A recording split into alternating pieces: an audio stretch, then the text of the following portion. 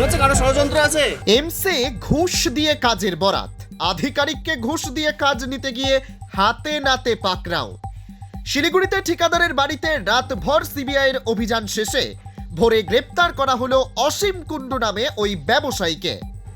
জানা গেল, এমসের কাজ দেওয়ার জন্য সিকিমে কর্মরত এক আধিকারিক মিথিলেশ কুমারকে ঘুষ দিয়েছেন। বিষয়টি জানতে পারেন সিবিআই আধিকারিকরা। তদন্তের কিনারা করতে দিল্লি ও কলকাতা থেকে সিবিআইয়ের বিশেষ দল পাঠানো হয় শিলিগুড়িতে। বর্ধমান রোডে ফাঁদ পাতেন তারা। বিকেলে ঘুষের টাকা হাত বদলের সময় ধরে ফেলে সিবিআই। সেখান থেকে প্রথমে গ্রেপ্তার করা হয় মিথিলেশ কুমারকে।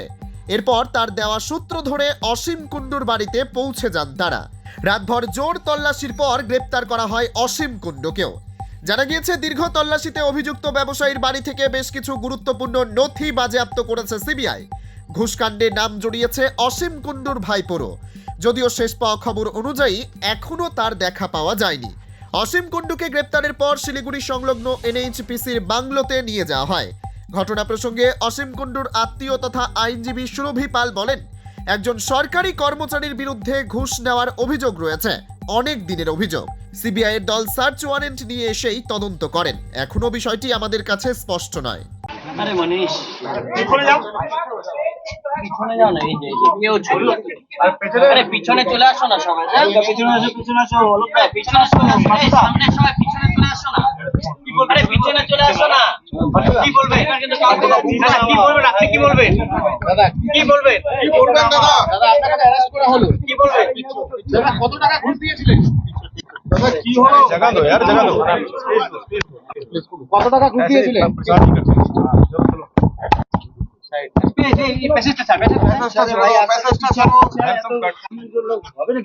দাদা কেন আপনাকে তুলে নিয়ে যাওয়া হচ্ছে, কি বলবেন?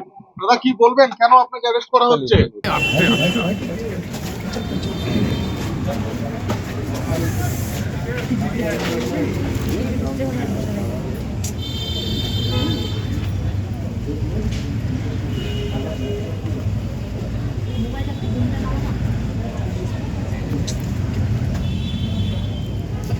গোবিন্দ, তুমি ডানে ঢুকে যাচ্ছিস।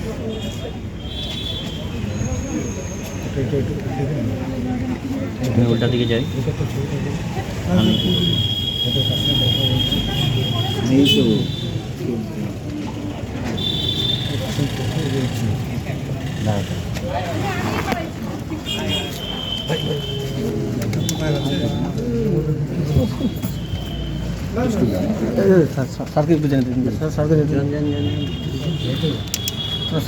আরে আমি